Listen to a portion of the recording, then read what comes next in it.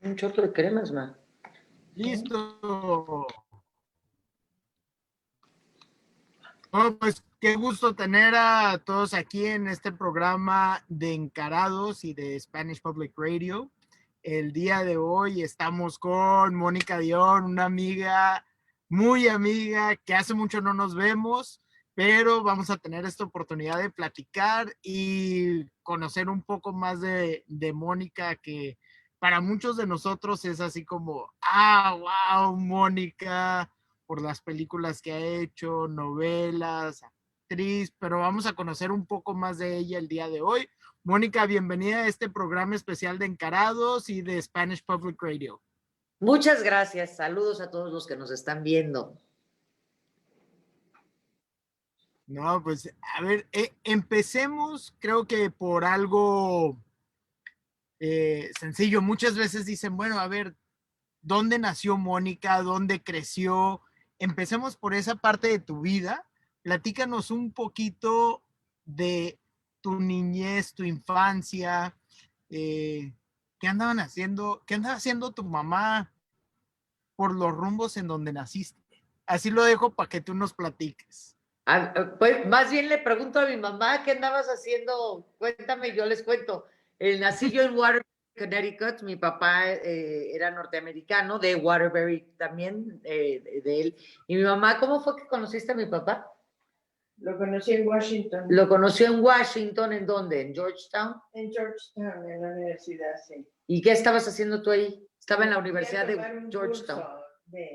Y vi a tu papá. ¿Fue a tomar un curso? ¿De qué fuiste a tomar un curso? ¿De inglés? De literatura. ¿De literatura? ¿De qué? ¿No te acuerdas? De inglés, sí, en inglés. ¿Pero un curso de qué? De literatura. Ah, pues que fue a tomar un curso de literatura y que vio a mi papá en los pasillos. Y que pregunté que si era casado. A ver si a oír, que preguntó si era casado. Entonces ya me dijeron que no, entonces ya desplegué mis encantos. Él creyó que yo era francesa y me preguntó si era yo francesa y yo le respondí en francés que no. Entonces adivinó y no, nunca adivinó que era mexicana. Y entonces sí fue. Y luego que te invitó a tomar un café, pero que se tardó 3 días, ¿o cómo fue? No, lo que pasó es que me invitó a tomar un café y yo, como buena mexicanita apretada y mocha, dije, no, ¿cómo voy a aceptar una invitación? Y le dije que no podía. Entonces se tardó como 3 días más para volverme a invitar a un café. Entonces ya, de ahí para el real, ¿no? Y de ahí 2 hijas después. 2 hijas después. Pero entonces, ¿hasta qué edad estuviste, digamos, en Estados Unidos? ¿Cuándo se van a México? ¿Qué sucede ahí? México, bueno, mi hermana tenía 6 meses, mi mamá puede ayudar también con eso. Yo tenía 4 años y medio, 4 años y medio, sí. Cuando nos regresamos acá porque mis papás se separaron y entonces nos vinimos a casa de mi abuela, ma. Sí, sí. A casa donde yo estaba, en casa de mi mamá. Ajá. En México. Ajá. Pero nos regresamos por eso, ¿no? Sí, ajá. Y en teoría mi papá iba a trabajar ¿cómo fue? En la universidad, a dar clases. Sí. Pero no llegó. No regresó, se fue a dar clases y no regresó. Porque le dieron con todos sus credentials, ¿no? Sí, porque estudió en Yale literatura, luego en Georgetown hizo una maestría, ¿no? Tenía su doctorado. Y doctorado. En letras inglesas. Y entonces tenía todo para poder trabajar acá, pero no llegó. No llegó.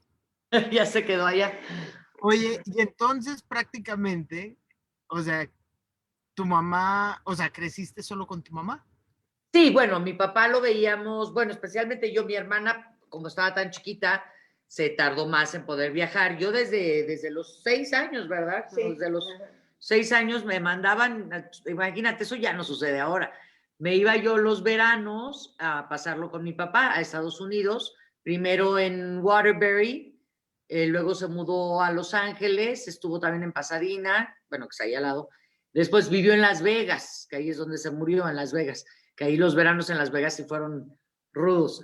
Pero entonces yo iba para allá, y a mi hermana cuando estuvo más grande también, y luego íbamos veranos y Navidad, ¿no? Sí. Para las vacaciones de las dos cosas. Mira qué suerte que estaba mi mamá aquí para hablar de esas cosas. Para que platicara esa parte de la historia. Exacto. Oye, ¿y tu hermana cómo se llama, Mónica? Mi hermana se llama Claudia. Claudia. ¿Y ella también siguió tus pasos de la artisteada o no? No, ella es diseñadora gráfica y tiene Tienda. una tienda, ay, monísima, que se llama, la pueden buscar en Instagram, se llama Perro de Mundo. Ok. Perro de Mundo, y para los que tienen venta en línea, por si ya haciéndole el comercial. No, Pero pues ella está bien. es mega animalera, mega perrera, animalera en general, pero recoge perros por la vida. Bueno, una vez me habló cuando yo me regresé, ¿de dónde estaba? Cuando estaba estudiando en Nueva York, que me regresé a México, estaba yo en casa de mi mamá y mi hermana estaba trabajando en la UNAM en ese momento, y me habla por teléfono. Me dice, agarra el coche de mi mamá. Yo no, pues como no tenía coche ahí, porque venía regresando. Me dice, y vete en el periférico del lado izquierdo, en el carril de alta, ¿no? Hay un gatito en el camellón. Ve por él. Y pues y lo hice, agarré un taxi, que antes de la fuente de petróleo, agarré a un taxista, y entonces íbamos los dos, no sabíamos a qué altura, súper tratando, había como tráfico, pero luego que estaba como fácil, pero no sabíamos dónde estaba. Y en eso vemos a la bola de pelo gris ahí del lado izquierdo en el camellón, sí, en el cosito ahí. Pero ya no, fue donde se aceleró, ya no pudimos parar, y ahí vamos otra vez a dar la vuelta y ya no estaba el gato. Entonces eso quiere decir que alguien lo recogió. Pero bueno, mi hermana tiene ahorita 4 perros, todos obviamente adoptados, promueve la adopción. Esta fue adopción para mi mamá de la pandemia, que la abandonaron en un parque. Esta se llama Trufa, voltea, Trufita. Esta es perra abandonada de la pandemia y adoptada por mi mamá. Mi hermana obviamente fue la intermediaria. Y tiene, te digo, esta tienda donde ella y su socia diseñan todo, o sea, no tienen la jotería de los vestiditos y esas cosas, no, pero tienen suéteres, gabardinas. Pero que nada es animal. Nada es de origen animal. Tienen, por ejemplo, las camas de los rellenos son de PET reciclado, todas las telas y todo son mexicanos, ¿no? Hechos aquí en México, y maquilan aquí, ¿no? Y tienen algunas marcas que no son propias, pero y tienen alimento y tienen estética también. Entonces llevan ya como 10 años con eso, y la verdad es así como súper. Yo soy mega porrista y mega fan. No, pues ya nos dimos cuenta. Así es que ya saben a dónde pueden ir si quieren comprar algo o necesitan un grooming para sus perros o gatos, Sí. ¿no? Y te digo, y le tienen venta en línea, y tienen algunas cosas para gatos. Yo que soy gatera, yo que tengo gatos, les acabo de comprar sus platitos, y tienen también juguetitos. Pero obviamente hay más cosas más divertidas para perros. Sí, el perro de repente interactúa más que el gato, ¿no? El Ay, gato pues, es así como cuando yo quiero, no, ¿no? así, con mis gatos los tengo encima todo el tiempo. Los perros, ahorita que he estado conviviendo con esta perra histérica, falderita, divina, son demasiado encimosos. Entonces yo es así de ya. Cambio con los gatos también los tengo, pero los tengo al lado, están al lado, no están así como encima de hazme caso, hazme caso. A veces sí, pero no como los perros. Sí. Pero mis gatos me reciben, llego y bajan a recibirme, toca a alguien y bajan a ver quién es. Duermen conmigo, están donde yo estoy, están los dos. No, pues qué bien. Oye, Mónica, a ver, y platícanos esta parte de ir creciendo en México y en qué momento decides a dónde te vas a estudiar, cómo decides lo que vas a estudiar, cuándo regresas a México, digamos esta parte de tu infancia a tu vida cuando empiezas tu vida profesional. Pues vivíamos en casa de mi abuela, que tenía un patio, lo cual era muy agradable porque ahí podíamos, bueno, ahí yo me la vivía, yo no me quitaba los patines, me la vivía en patines para arriba y para abajo. Teníamos un cuarto padrísimo que mi mamá le copió tenía yo un amigo del kinder, pues que conoces tú muy bien, Ray Sinatra. Ajá. Ray, pues es mi amigo desde el kinder, y nada más fuimos al kinder juntos. Y entonces... Pero la lista siguió. Sí, por eso. Y yo con su mamá. Y mi mamá con su mamá. Y tenían un mueble en el cuarto de Ray, que eran pilones, muy sencillo, eran pilotes de madera con travesaños y tablas pintadas de colores, donde te podías trepar, y la casa donde vivíamos de mi abuela, pues es una casa vieja, por lo tanto con techos, no vieja. bueno, antigua, por lo tanto con techos muy altos, entonces se pudo poner este mueble, pero eran te digo, como con sobresalían, digamos, de lado, entonces te podías trepar y teníamos una resbaladilla ahí y las tablas las podías cambiar de lugar porque los pilotes tenían hoyos y nada más se sostenía con unos como tornillos, y teníamos literas, y como somos de las primas menores, pues heredábamos los juguetes de todos los primos mayores. Entonces, el cuarto era, pues, digo, casa antigua, no vieja. Eran amplios, ¿no? Como grandes, y los techos altos, y teníamos también una azotea, ¿no? Entonces teníamos mucho, porque la colonia Anzures, donde crecimos, era colonia como de abuelitos. Digo, todavía en esos tiempos, salir a la calle a jugar en la calle, ¿no? Pero aquí había... ¿Pero en qué calle vivían en Anzures? La calle de Gutenberg, entre Thiers y la... Ahí. Muy en Michelet. ¿A poco? Sí, vecina. Mira, éramos vecinos tal cual. Y Foro 70, la compañía del papá de Ray, la casa productora, era, ¿en qué calle estaba? En Descartes. En una de esas, también ahí en Lanzures, Foro 70. Okay. Creo que sí era 70, el número era 70. Ahí tenían su productora y ellos vivían en Río Balsas. Entonces Ray, chiquito, se iba caminando a mi casa.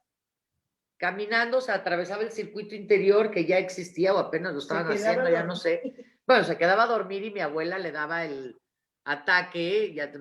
Entonces mi mamá lo aleccionaba. Le decía a Ray, no digas que te quedaste a dormir, tú di que acabas de llegar. Que luego llegaba a las 7 de la mañana, no creas. Llegaba llegaba a esa hora y siempre hacía algún destrozo. O sea, no había día que no fuera que hiciera algún destrozo. Hoyos en la pared. Hoyos en la pared y todo. No. Entonces ahí... Era su creatividad, Mónica.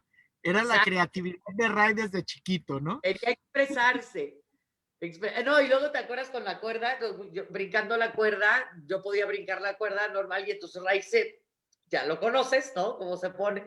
Y agarra, y dice, yo puedo. Y agarraba la cuerda, pero las 12 en una mano, y le daba nada más vueltas y mientras brincaba. Y así, mira, yo también puedo. Y pero digo, en la calle no, o sea, no había como vecinos niños, no había como mucho niño en la colonia. Pues, no, tú eres mucho más joven que nosotros dos, entonces no sé cómo sería cuando tú creciste, pero era colonia de abuelitos. Luego ya se volvió, ahorita ya es como colonia de oficinas. Sí, ¿no? Ahorita es como más colonia de oficinas, muchas casas que las están remodelando, ¿no? Sí. Pero sigue habiendo más bien muchas familias que están los abuelos, los papás y los hijos, ¿no? Exacto, exacto. Y sí tratan de que no siga convirtiéndose en una colonia de oficinas como Polanco, más bien. Sí. Pero sí. Pues ahí hasta que se colonia. Sí, muy bonita colonia. Y ya cuando se murió mi abuela, que pues son 6 hermanos y pues la herencia se divide, ¿verdad? Ya no vivimos ahí, y mi mamá... No, vivíamos en Niza primero. No, tú viviste en Niza, yo no. Entonces luego nos mudamos al lado del Club Mundet, sobre Ejército Nacional. Ahí vivimos hasta que yo me fui a vivir sola, igual que mi hermana, ¿no?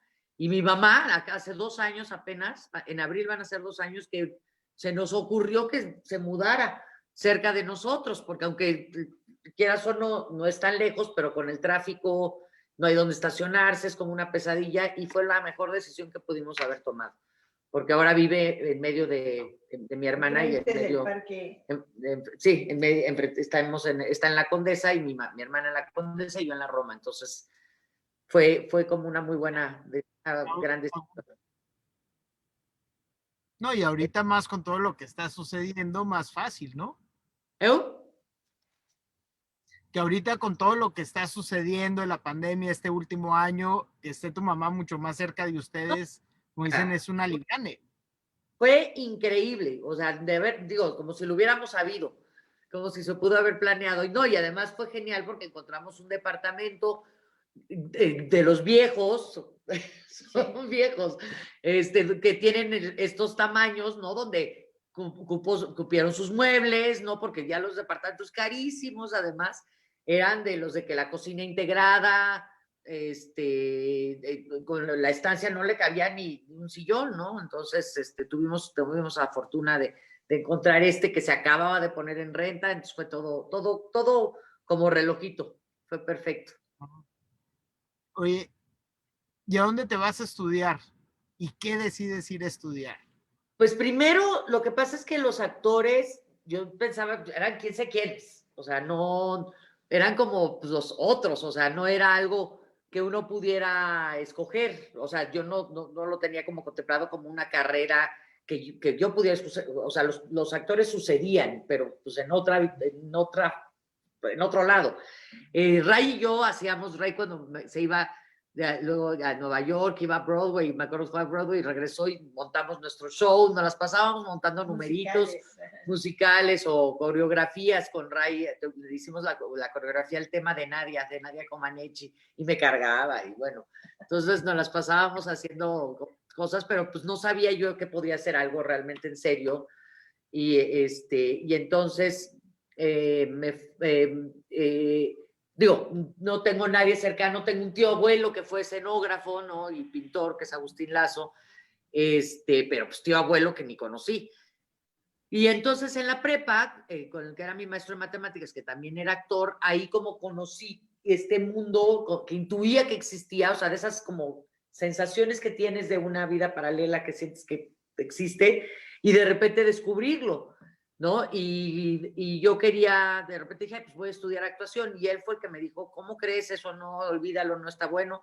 Me fui un año a París después de la prepa que también yo pensé que era súper original y resulta que la mitad de la gente hacía lo mismo. Me fui a trabajar de fillo père allá a cuidar a 2 niñas que no sé cómo le dejan a una niña, o sea, ahorita yo veo las escuinclas de 18 años, digo, ¿cómo les dejan? O sea, ¿cómo me dejaron a sus hijos?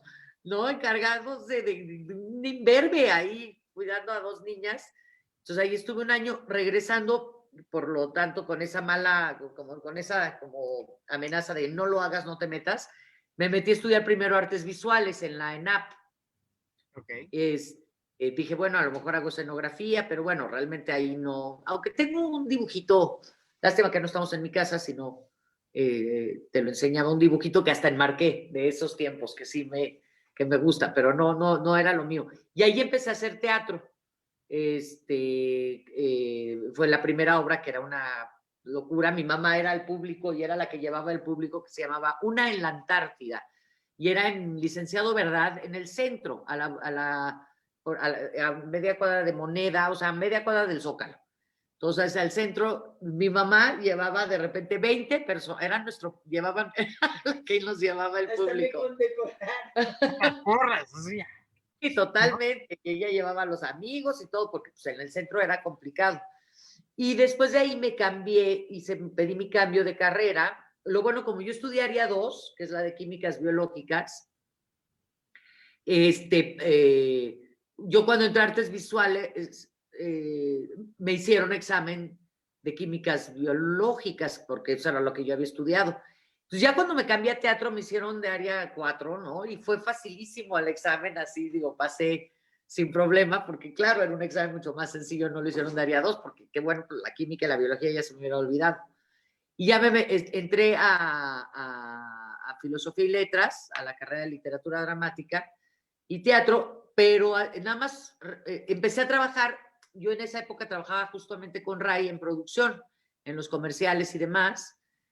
Y de los comerciales, Gaby Padilla, que hacía vestuario, me jaló para que le asistiera y falté 3 meses, o sea, no hubo manera. Y cuando regresé, como que lo único nuevo es que ahora se saludaban, porque como eran teatreros, se saludaban ahora de beso en la boca, así por encimita, que diga, no, ¿qué es esto? Esto no está, o sea, como que no me latió. En ese momento había compañeros padres y todo, pero como que no. Entonces entré al CUT, hice mi aplicación para entrar al CUT. Ahí entré al propedéutico, pero el tercer día llegué, venía de Tepoztlán y era la fiesta de Tepoztlán, estaba todo cerrado para salir y llegué un minuto tarde y me corrieron. Y entonces de ahí me fui al NET, al Núcleo de Estudios Teatrales, que era una escuela que formaron Ludwig Margules, Héctor Mendoza y Julio Castillo, que fue como la primera escuela privada que había como seria, por decirlo así. Bueno, Okay. o sea, con estas vacas sagradas del teatro que daban clases solo en la UNAM, ¿no? No había escuelas privadas con gente así. Y ahí es donde entré y mi mamá me quería cambiar de carrera cada rato. Me decía, ¿tú qué te gusta la gente? Porque le daba pánico de que no. Porque eso sí nos dijo, la lección es de que no dependan de un hombre. Eso sí lo tenía yo muy claro, ¿no? Y entonces me dijo, pues a ti que te gusta convivir con la gente y eres social, ¿por qué no estudias hotelería? ¿No? Así ni se acuerda, pero así me decía. Quería cambiar de carrera cada tercer día. Comunicaciones, ¿no? Relaciones Algo. exteriores. Relaciones exteriores. Cosas que ella entendía, ¿no? Sí, sí, porque eso de la actuación, pues, quién sabe. Digo, que además es un albur, nunca sabes. O sea, no sabes si va. Además es tan subjetivo, o sea, tanto cómo va avanzando uno, lo que uno aprende, o sea, con los años y el tiempo, como que el referente es más claro, pero cuando empiezas, cuando estás estudiando, realmente no sabes si vas a funcionar, si no vas a funcionar, no tienes las herramientas, no tienes los elementos, no tienes la vida, ¿no? Entonces, y además también tiene mucho que ver con la suerte. La suerte es fundamental en esta carrera, ¿no? Sí. Digo, en todas, pero aquí en esta es muy particular, o sea, no hay manera como de demostrar tangiblemente si eres bueno o no, o sea, es muy difícil y muy relativo y muy subjetivo, ¿no? No, y además creo, como dices, tiene que ver mucho con suerte. Puede ser la persona a lo mejor más talentosa, pero si nunca tuviste la oportunidad de estar en algo que te viera alguien que tiene ese talento, pues entonces ahí te vas a quedar. Pero si tienes Exactamente. todos estos talentos y te llega a ver a alguien y te ofrecen que participes en algo o hiciste un casting o algo y Sí, llegaste a estar, eh, creo que ahí te cambia todo, ¿no? exactamente, sí, o sea, es una combinación de elementos. Claro que, como nos decía mi maestro Quintanilla en el NET, nos decía, esta es una carrera más que de talento, de resistencia, ¿no? Y es verdad, es ¿Cómo, verdad. cómo? Y luego, claro, las cosas, tienes la ventaja que las cosas luego se van encadenando, ¿no? No tienes como un efecto dominó que funciona y hay que aprovecharlo o no. Y ahí, pues sí, depende mucho de uno, depende mucho yo te cuento una anécdota, por ejemplo, cuando hice Oleana, Joanna Weisberg, que es la directora, ella venía de estudiar en Columbia, o sea, ella no tenía contacto con nada, ni cómo funcionaba en México el teatro, ni cómo nada. Y yo apenas había salido de la escuela, había hecho Crímenes del Corazón, que fue con lo que salimos nuestro trabajo final, había hecho Las Troyanas, y Oleana, pues era un proyectazo, pues además fue cuando le estrenó Mamet en Estados Unidos, fue luego, o sea, ya le aprobaron el proyecto en la UNAM, o sea, ella muy aventada, pues, como no tenía ni la conciencia de cómo funcionaba acá, fue perfecto. Y entonces la UNAM le produjo, ya ella era muy amiga de Maya Godet, la mujer de Daniel Jiménez Cacho, entonces él era su referente aquí en México, Él le recomendaron a Enrique Singer. Enrique ya estaba para el personaje, para hacer al maestro, y necesitaba audicionar a las alumnas, ¿no? A la alumna, pero entonces necesitaba actrices. Entonces, Daniel me recomendó a mí, pues yo había hecho un casting con él para una película. En fin, fuimos varias, ¿no? Y fue un casting, luego fue otro, y luego ya quedábamos 2 para el tercer casting, digamos, ya para decidir.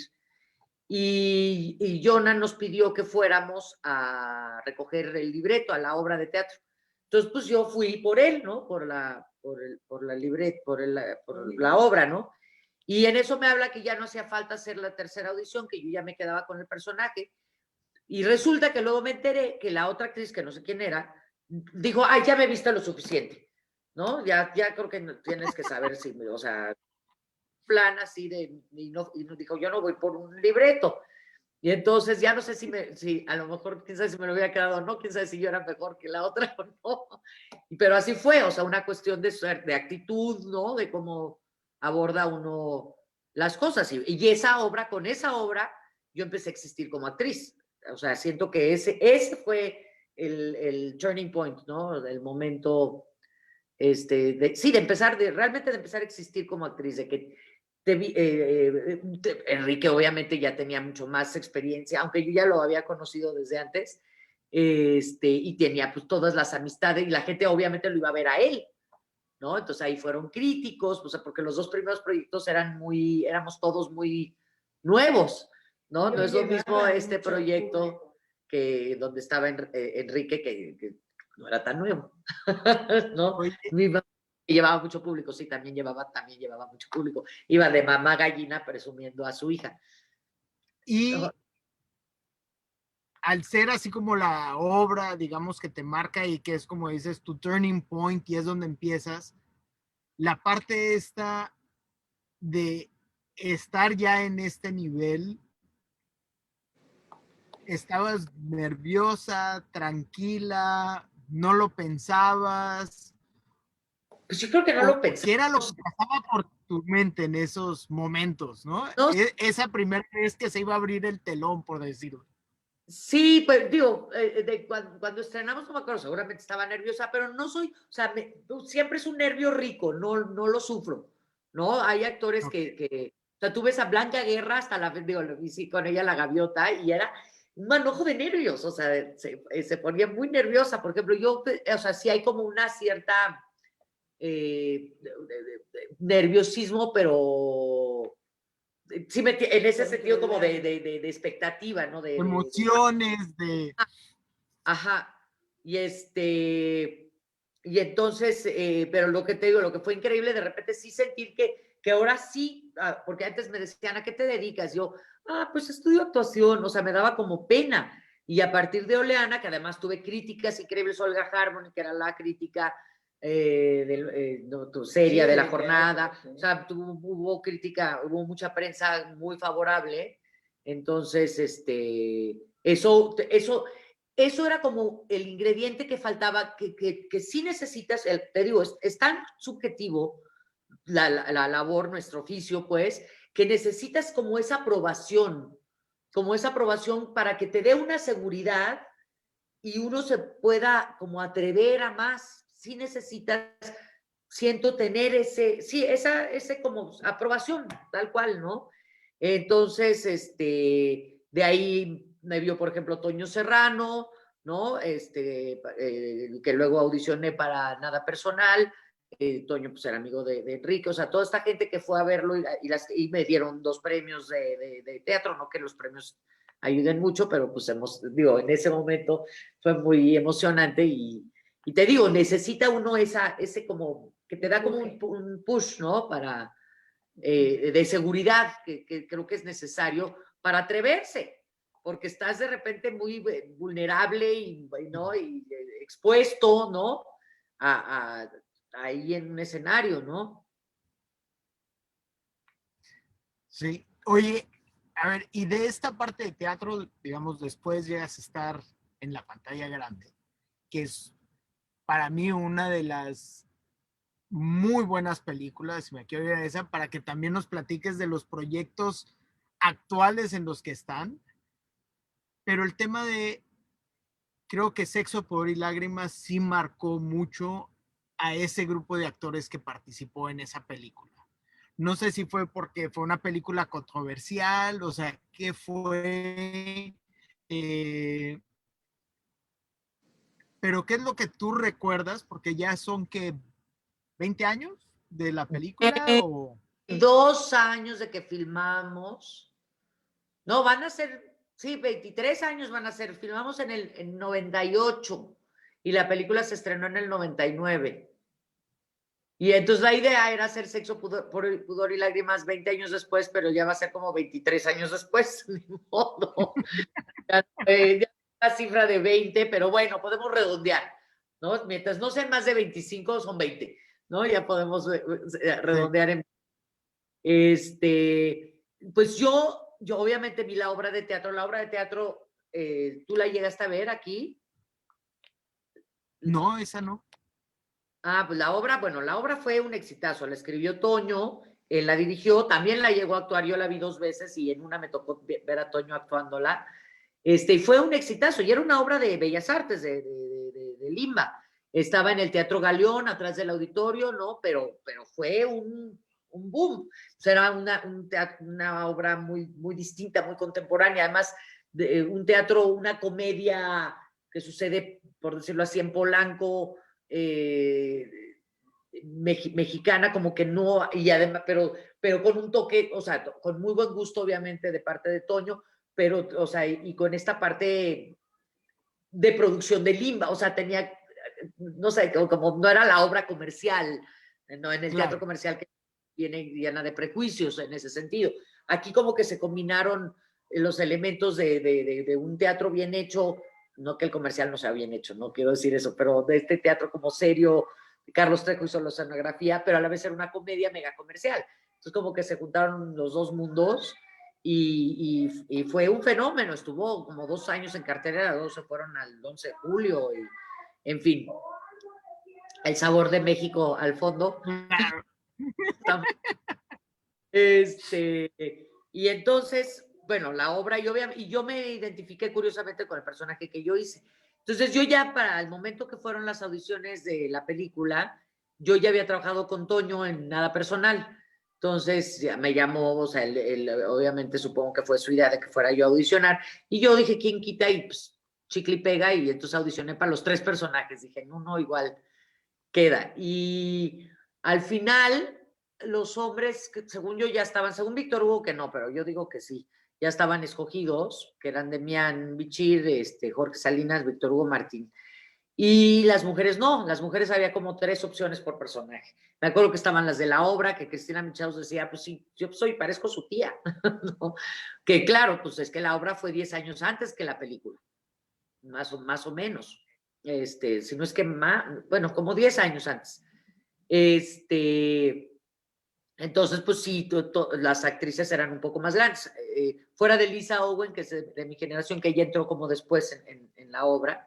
Pero entonces hicieron combinaciones de grupos y tomaban, pero era horrible porque tú estabas en como green room, ¿no? Bueno, hay una salita de espera en los estudios Churubusco. Entonces llamaban, ahora vas tú contigo y contigo. Iban, tomaban fotos, regresaban, ahora tú, pero pero a ver esta combinación, ahora hagamos esta combinación, ¿no? O sea, buscando como las combinaciones. Y mientras uno en el saloncito platicando así como, ay, que todas monas y así como...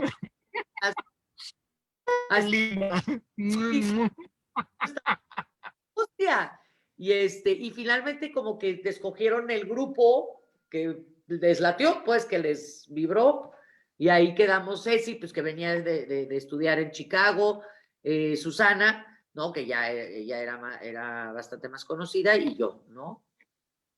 De mujeres, ya los hombres ya estaban. Y nunca, aunque la obra de teatro fue un fenómeno, pues no sabes qué va a pasar con la película, nunca sabes. El cine mexicano, o sea, nunca se había logrado ese boom. Había habido éxitos, pero no al nivel que fue la película, ¿no? Que sí fue impresionante. Y creo que todo tiene que ver con the right time, the right place and the right moment, ¿no? Esa película Toño la quería levantar antes y no había, o sea, como que no había podido, y qué bueno, creo que si lo hubiera levantado antes, a lo mejor no hubiera funcionado como funcionó en su momento. La manera de distribuirla fue muy diferente, que no se había hecho así con ninguna película mexicana, como que le apostaron como si fuera una película gringa, ¿no? Y entonces teníamos que siempre ese era el monstruo, que sigue siendo el monstruo que nos acecha, que es del cine gringo, con esas producciones que salen que te desbordan, te sacan a cualquier película de las salas, ¿no? Aunque ahorita, pues con la pandemia ya quién sabe cómo, ya es otra la manera, quién sabe cómo vaya a estar. Pero realmente creo que, te digo, se combinaron como que las estrellas estuvieron alineadas. Ay, No, te pasmaste. creo que es una película que uno puede... ¿Ves? No, te digo que es una película que uno puede volver a ver tiempo después. Sí, Creo que sigue siendo vigente, ¿no? O sea, a pesar de que fue hace veintitantos años, la vuelves a ver y es una película que es vigente todavía, ¿no? lo O sea, que hasta dices, hasta dices que, perdón. no, que es vigente, es una película vigente del momento, ¿no? Sí, te digo que cuando ahora que la medio volvimos a ver, bueno, yo para una cosa de Tequila Cuervo, yo llegué ya muy tarde, pero luego ahora para hacer la segunda parte, la volví a ver. Lo que balconea la película, o sea, los tiempos, es que no hay celulares, hay fax, usas el fax, ahí sí sale, como dice una amiga, ahí sale el PPT, ¿no? Entonces, ahí sí se balconea. Oye, Mónica, y platícanos en los pocos minutos que nos quedan de tus proyectos actuales, que es lo que acabo de ver una película reciente en donde saliste, pero platícanos Ay, te me estás pasmando. Ya hice. sí, ahí estás, ahí estás. Yo te Dice, yo congelado, pero sí te oigo. Ahí como que medio ok, estás volviendo a la vida. pues Ay, sigamos, aunque no nos veamos, si nos congelamos. ay, Dios, te me congelaste. ¿Quieres que, a ver, cómo le hago? Detengo el video tantito. Pero ahí te escucho, Ay, yo te escucho, ¿eh? yo ahí te escucho perfecto. Ah, no, ¿Eh? también, A nada más ver, de Sexo, Poder y Lágrimas de repetir, es que estuvimos, te digo, como 4 meses en cartelera, salimos con 85 copias, que en ese momento eran un titipuchal, y acabamos aumentando a 125, y fueron 6 millones de espectadores, que yo decía que es muchísimo, y yo decía que fueron realmente 2 millones que la vieron 3 veces, ¿no? Porque la gente la repetía, y es lo que, y era una película que sí, que volvías a ver, y como que era la novedad, y era llevar a los amigos, llevar a la familia, o sea, como tienes que ver esta película, y era cine mexicano, entonces era como, ¿te cae? O sea, era como la sorpresa para el mismo espectador, ¿no? En fin, eso, nada más. Y creo que de ahí, bueno, junto con otras películas, ahora pues es la moda hacer comedia, por ejemplo, Locas por el Cambio, la que tuviste, ¿no? sí. Esa pues, se puede ¿Y ver, se puede ver qué? que se puede ver ahorita en Amazon, ¿no? Está en Amazon Prime. Sí.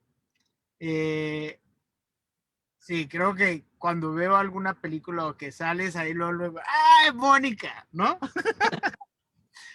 Pero, pero déjales platico a quienes nos están viendo cómo nos conocimos, ¿no? Fue en el 2008, cuando estaba la elección en Estados Unidos, a todo lo que da, Obama era el candidato y con Ray Sinatra, más bien es el Partido Demócrata que nos busca y querían una estrategia para los ciudadanos norteamericanos que votaban en México, que vivían en México, pero que podían votar, hacer una campaña para promover el voto y que mandaran su absentee ballot.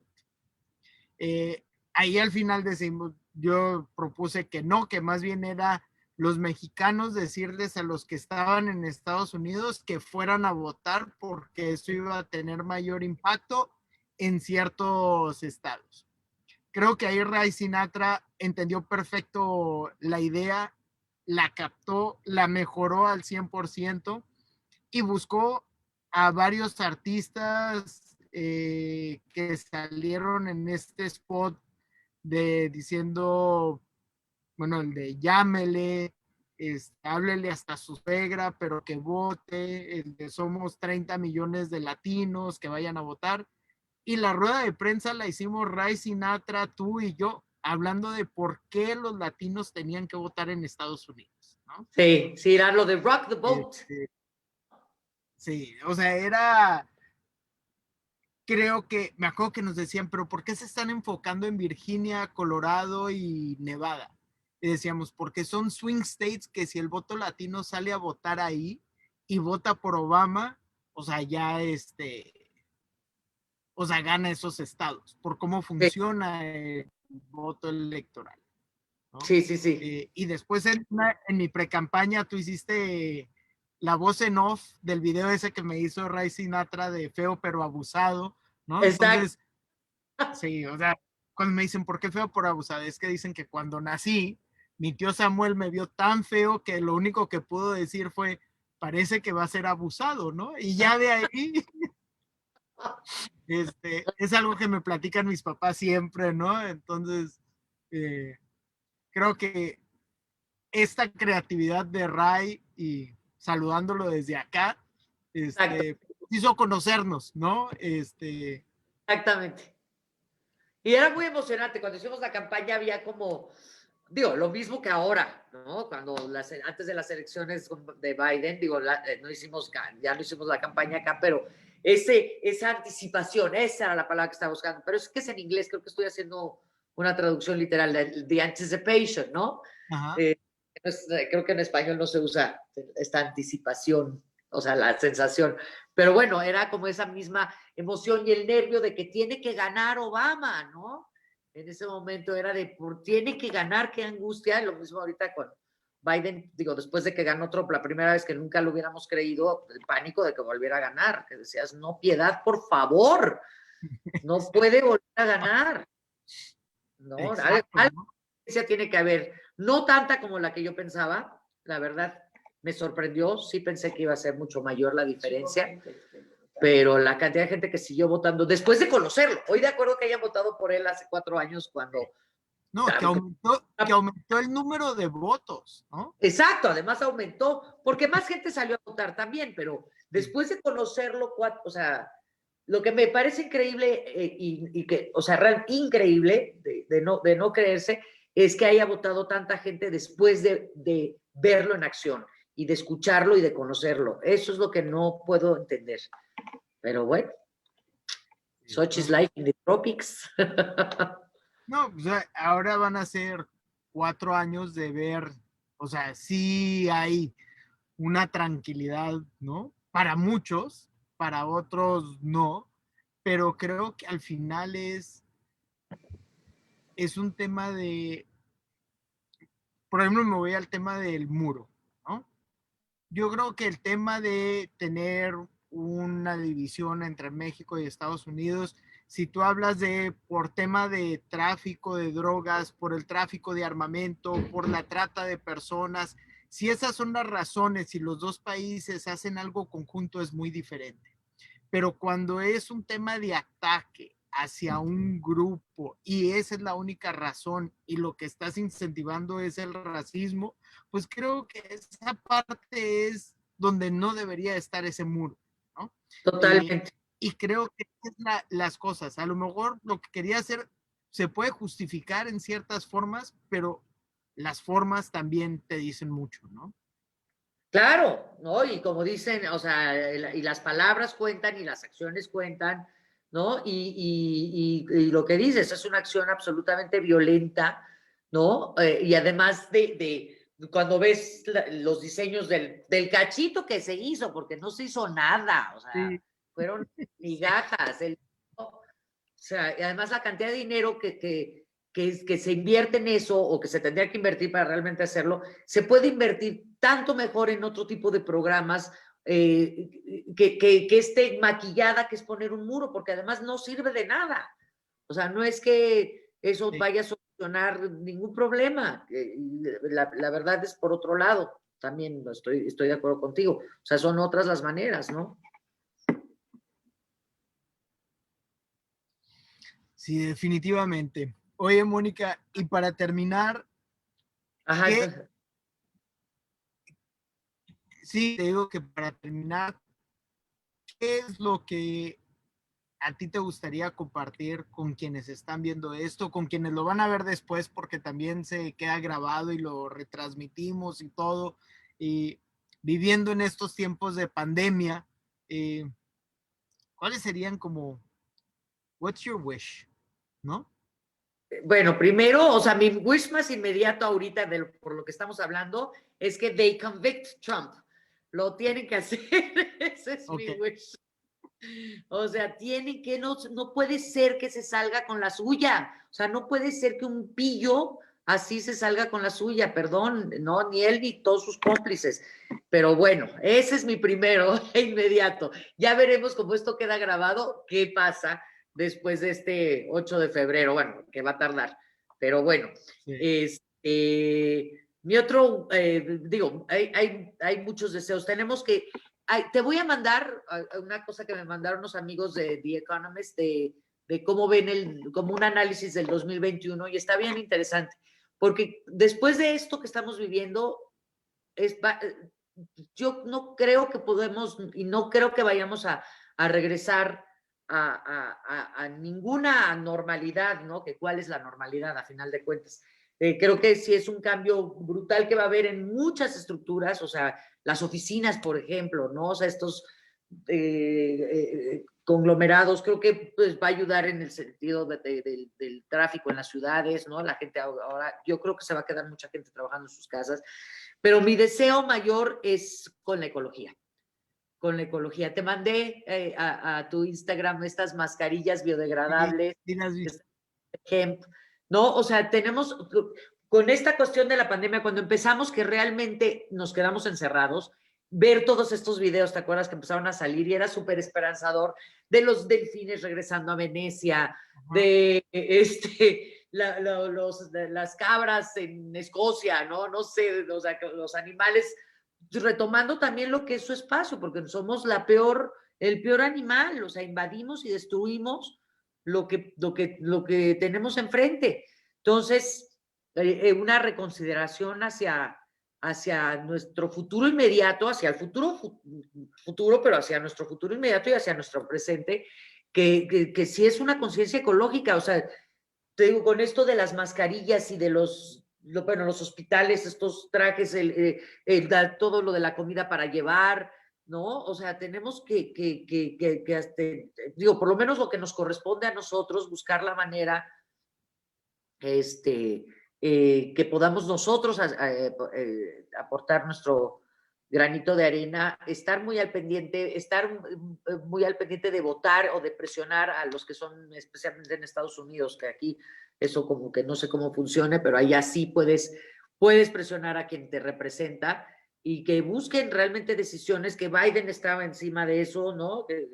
Y con Kerry, que está creo que pueden lograr grandes cosas. Lástima que con todo y que Trump perdió, híjole, los republicanos se quedaron con quién sabe qué chip que no tenían antes, o No. sea, no era tan así como están ahora.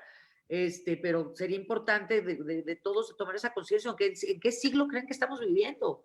No, o sea, no es la revolución industrial, no, tenemos que realmente buscar nuevas formas de energía.